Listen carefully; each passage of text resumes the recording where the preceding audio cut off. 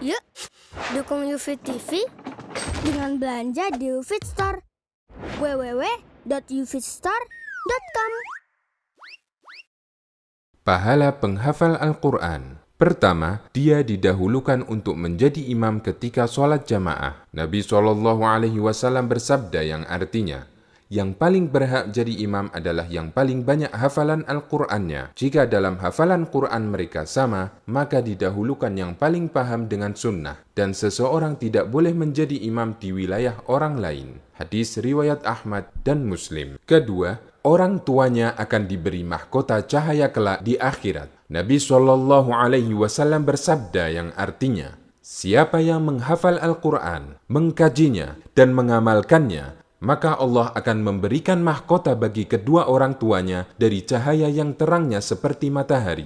Dan kedua orang tuanya akan diberi dua pakaian yang tidak bisa dinilai dengan dunia. Kemudian kedua orang tuanya bertanya, mengapa saya sampai diberi pakaian semacam ini? Lalu disampaikan kepadanya, disebabkan anakmu telah mengamalkan Al-Quran. Hadis riwayat Hakim. Ketiga, diutamakan untuk menjadi pemimpin jika dia mampu memegangnya. Nabi SAW bersabda yang artinya, sesungguhnya Allah mengangkat sebagian kaum berkat Al-Quran, dan Allah menghinakan kaum yang lain juga karena Al-Quran. Hadis riwayat Ahmad dan Muslim. Keempat, kedudukan hafidh Al-Quran di surga sesuai banyaknya ayat yang dia hafal. Nabi SAW bersabda yang artinya, ditawarkan kepada penghafal Al-Quran, baca dan naiklah ke tingkat berikutnya. Baca dengan tartil sebagaimana dulu kamu mentartilkan Al-Quran ketika di dunia, karena kedudukanmu di surga setingkat dengan banyaknya ayat yang kamu hafal. Hadis riwayat Abu Dawud dan Turmudi. Kelima,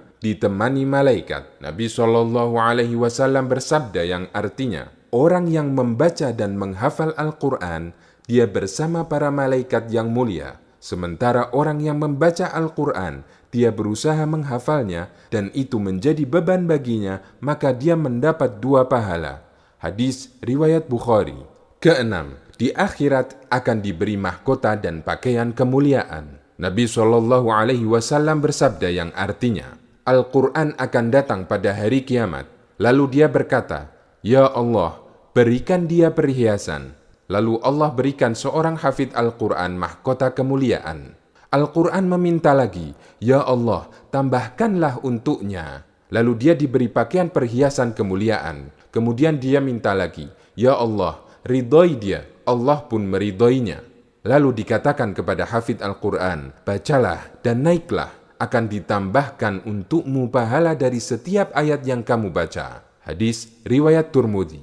Ketujuh, Al-Quran memberi syafaat baginya. Nabi SAW bersabda yang artinya, rajinlah membaca Al-Quran, karena dia akan menjadi syafaat bagi penghafalnya di hari kiamat. Hadis riwayat Muslim.